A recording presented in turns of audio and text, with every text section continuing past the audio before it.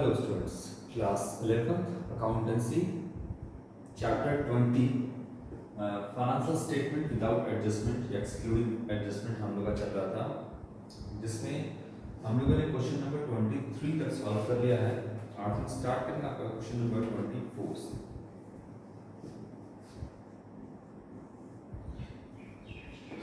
Excess of credit in trading site is called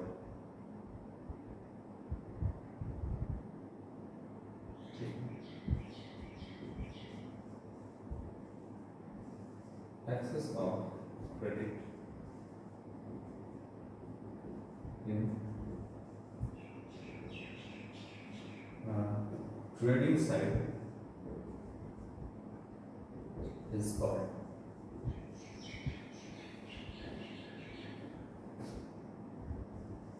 option A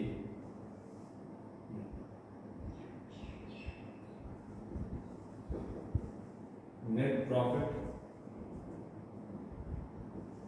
option B net loss, option C gross profit और option B होगा आपका gross loss. चलिए, trading account में आपका credit side ज़्यादा है और डेबिट साइड कम है, तो ये आपका क्या होगा? दो चीज बनता है आपका,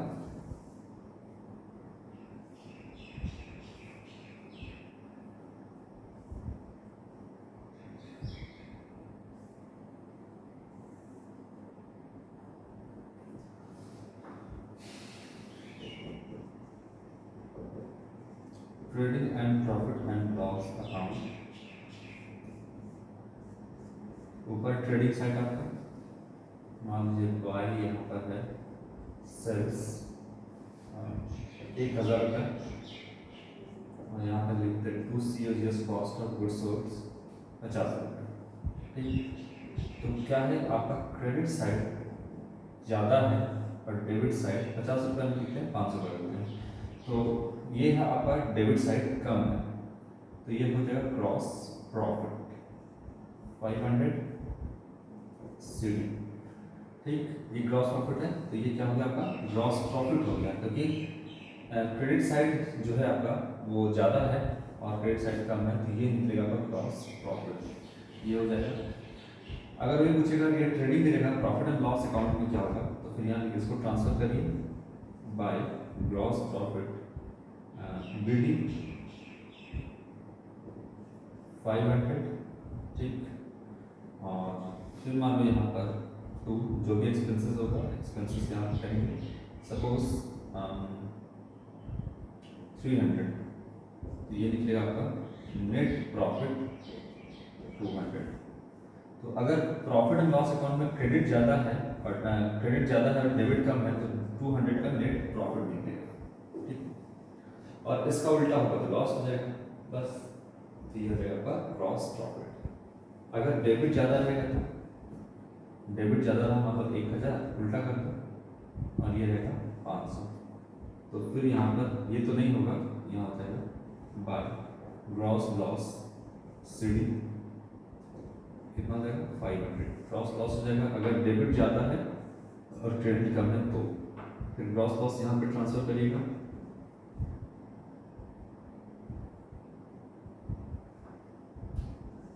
ग्रॉस लॉस BD 500 और इधर मान लीजिए 300 है आपका इनकम, रेवेन्यू इनकम, जो भी इनकम 300 है, तो फिर क्या निकलेगा बाय नेट लॉस, यहाँ पर निकलेगा 200, ये हो।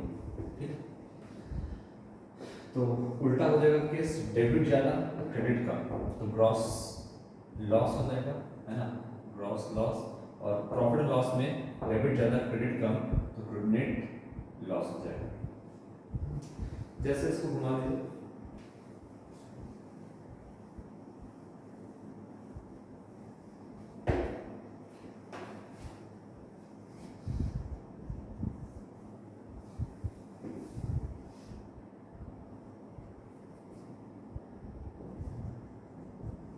क्वेश्चन तो अभी थोड़ा बेकार ही निकाल दी, कोई बात नहीं। Excess of credit in profit and loss account is called A. Net profit, B. Net loss, C. Gross profit और D होगा gross loss.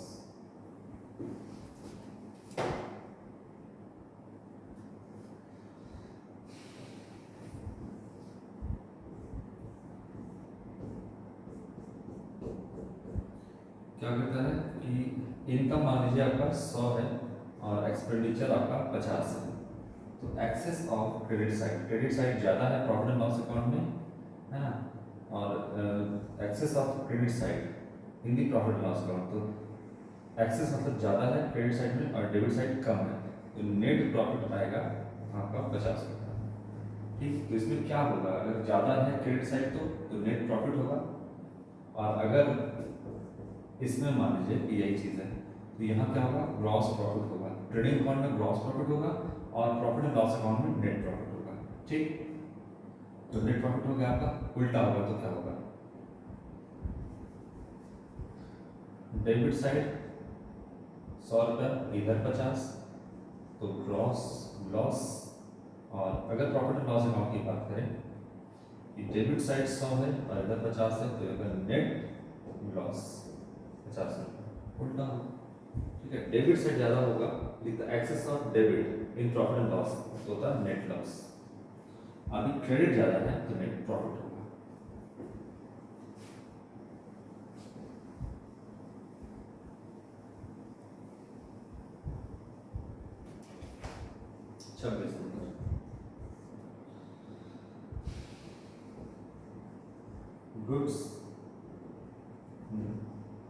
Goods in transit but not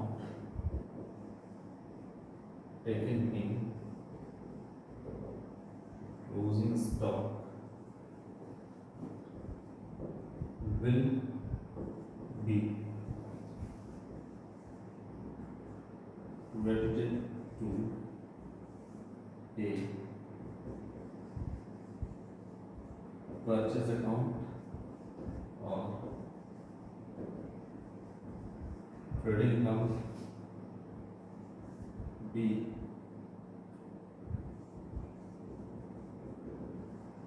supplier account, C goods in transit account और D है cash account.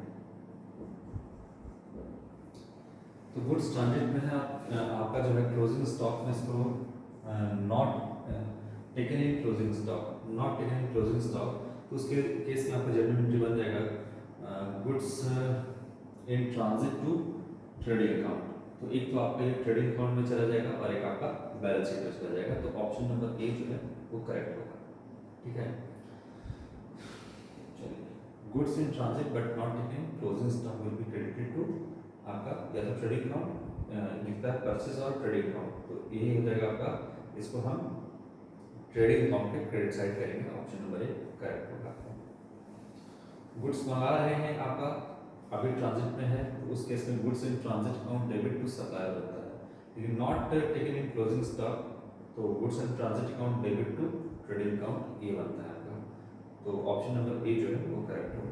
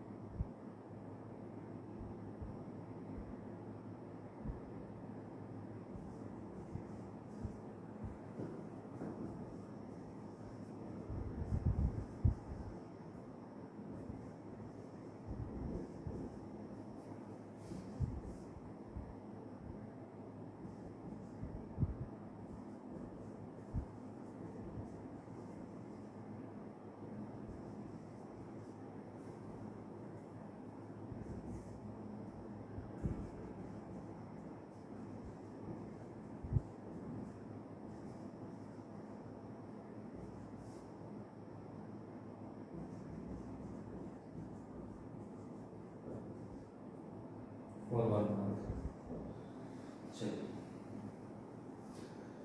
27 लिखा है trading and profit and loss account जो हम prepare करते हैं वो कब प्रिपेयर करते हैं? Prepared for a particular period है ना, या फिर पर्टिकुलर डेट या होल ईयर या फिर 1 मंथ। देखिए इसका होगा एक पर्टिकुलर पीरियड का है ना, जो भी हम profit and loss account trading एक पूरे साल का एक पर्टिकुलर पीरियड जो कि स्टार्ट होता है आपका 1 अप्रैल से और खत्म होता है 31 मार्च। एक पर्टिकुलर पीरियड का जो है हम वो बनाते हैं, साल भर हम ट्रांजेक्शन करते हैं और साल के अंत में हम क्या बनाते हैं? Trading and profit and loss account यहाँ पे प्रिपेयर करते हैं। वो कब का होता है? एक पर्टिकुलर पीरियड का होता है ना, 1 अप्रैल से 31 मार्च का। तो पर्टिकुलर डेट नहीं होगा, एक पर्टिकुलर पीरियड, साल भर का जो ट्रांजेक्शन है एक पीरियड है पूरा आपका 1 अप्रैल से 31, उसका हम पूरा यहाँ पर trading and profit and loss account बनाते हैं। तो ज़्यादा आपका करेक्ट ऑप्शन ये है, पर्टिकुलर डेट नहीं, होल ईयर भी नहीं, मतलब एक साल का तो बनाते हैं लेकिन पर्टिकुलर पीरियड का बनाते हैं आपका, क्योंकि अब होल ईयर में यहाँ पर हो गया कि ठीक है ये भी लिखता है आपका, लेकिन पर्टिकुलर पीरियड का मतलब है जैसे 1 अप्रैल से हुआ 31 मार्च, उस बीच में जितना ट्रांजेक्शन हुआ उससे हम कैलकुलेट करते हैं यहाँ पर trading and profit and loss account, यानी बिजनेस का प्रॉफिट कैलकुलेट करते हैं। और फॉर वन मंथ का भी आप कर सकते हैं, इसमें कोई ऐसी बात नहीं है कि आप 1 मंथ का नहीं कर सकते हैं। इन केस ऑफ डेथ आपका 1 महीने का भी प्रॉफिट कैलकुलेट होता है किसी पार्टनर का। तो लेकिन जनरली क्या होता है, फॉर अ पर्टिकुलर पीरियड, एक निश्चित पीरियड जो होता है, पर्टिकुलर पीरियड जो होता है, उसका हम यहाँ पर trading and profit and loss account prepare करते हैं। तो ऑप्शन नंबर ए जो है यहाँ पे वो करेक्ट होगा।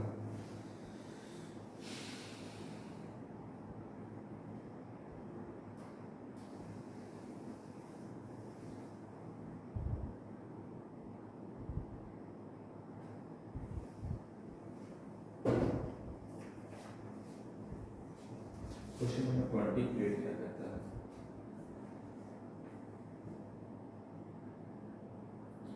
क्वेश्चन थोड़ा सा गलत लिखा है, इंग्लिश में लिख दिया फॉर अ पर्टिकुलर पीरियड, आर्थिक चिट्ठा बनाया जाता है, मतलब आपको लिख सकते हैं balance sheet is prepared on किस डेट को? बैलेंस शीट इज प्रिपेयर्ड कब बनाया जाता है? 28।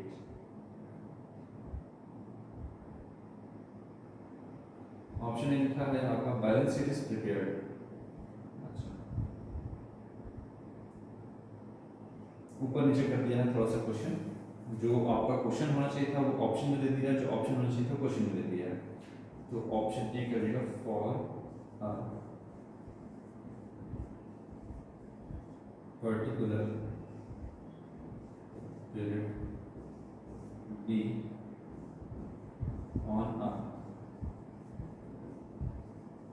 particular date, C for the whole year।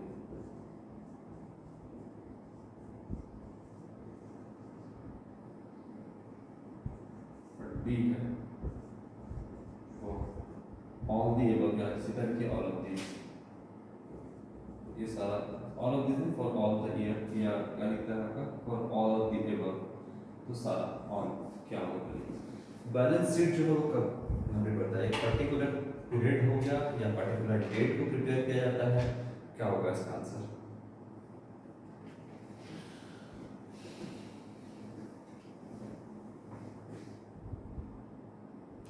तो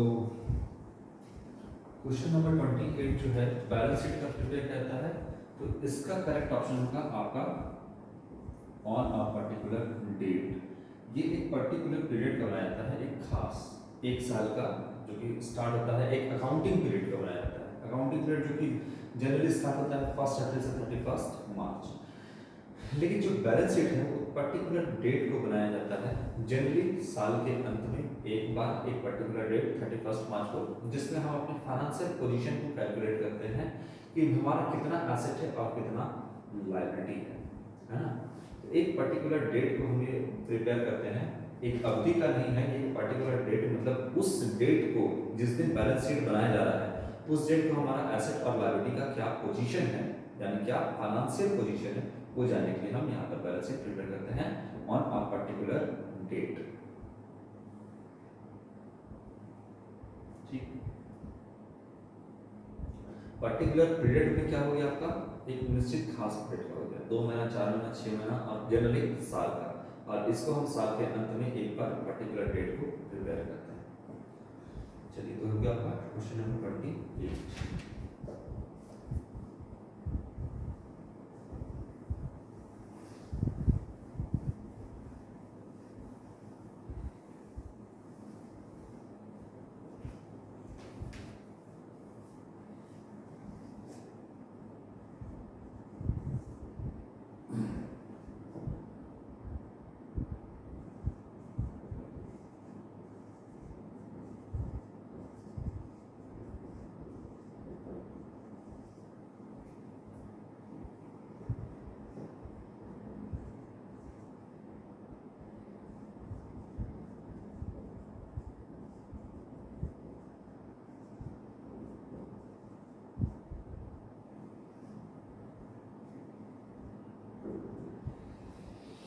इसमें से कौन सा आपका रेवेन्यू एक्सपेंडिचर है?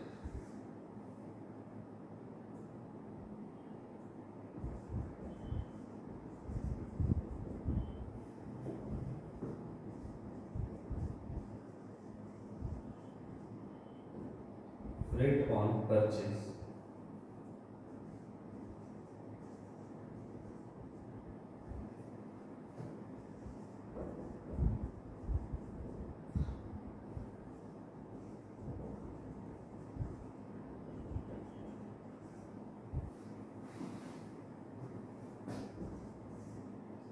बी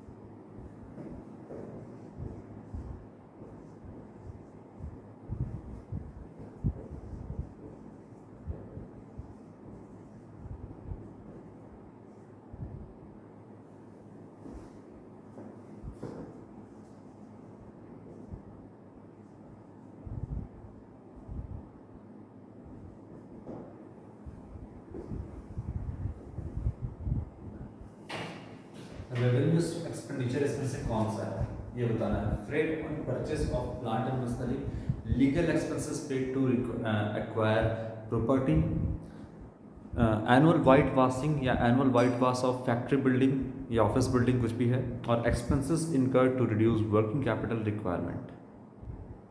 देखिए, तो अब जानना कैपिटल एक्सपेंडिचर क्या है, रेवेन्यू एक्सपेंडिचर क्या है। बस एक लाइन आपको बताएंगे, कैपिटल एक्सपेंडिचर वो है जिससे कोई फ्यूचर इकोनॉमिक बेनिफिट होता है। पैसे तो खर्च कर रहे हैं लेकिन उससे कोई फ्यूचर इकोनॉमिक बेनिफिट आपका हो, वो कहलाता है कैपिटल एक्सपेंडिचर।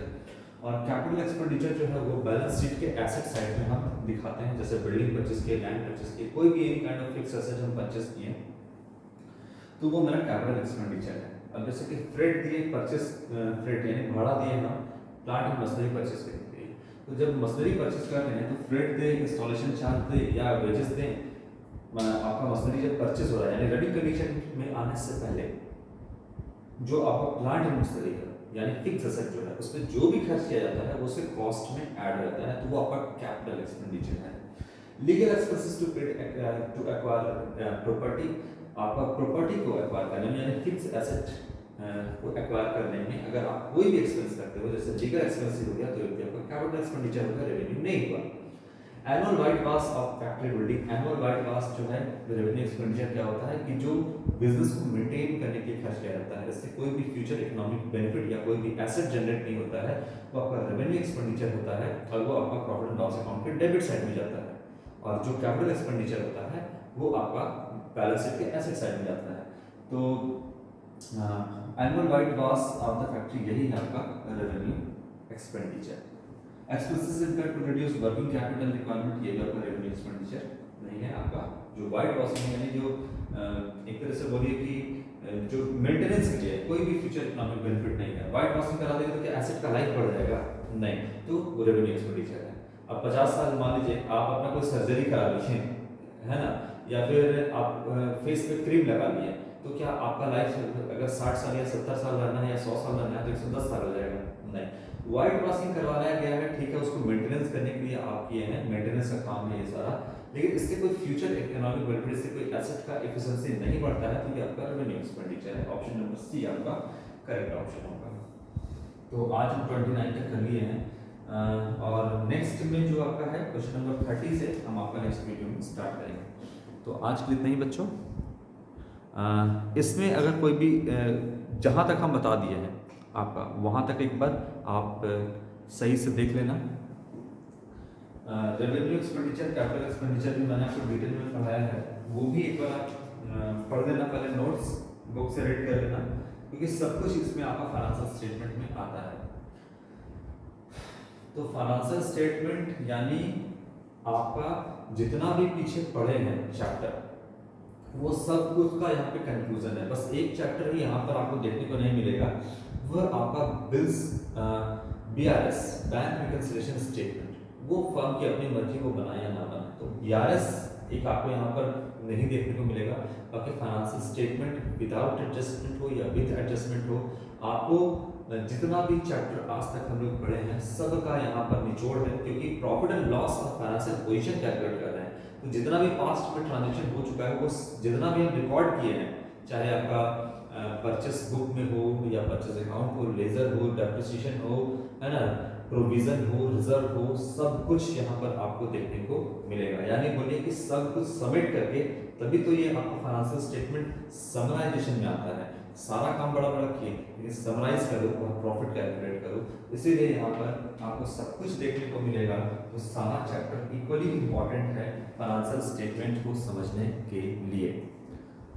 तो इसीलिए जो है आप जितना भी चैप्टर है पढ़ा दिए हैं, ठीक से उसको याद रखो, और जहाँ दिक्कत होता है वहाँ पर एक बार आप जो है बुक में रीड करने की कोशिश करो, और फिर नहीं होता है तो फिर जानो। यानी कि आपको पहले फाइनेंशियल स्टेटमेंट पढ़ लो, सारा क्वेश्चन सॉल्व कर लो, उसके बाद आप ऑब्जेक्टिव क्वेश्चन जो है वो बनाने के लिए बैठना, क्योंकि बिना आपका फाइनेंशियल स्टेटमेंट को पढ़े ऑब्जेक्टिव क्वेश्चन सॉल्व नहीं होगा। तो आज के लिए इतना ही बच्चों, थैंक यू।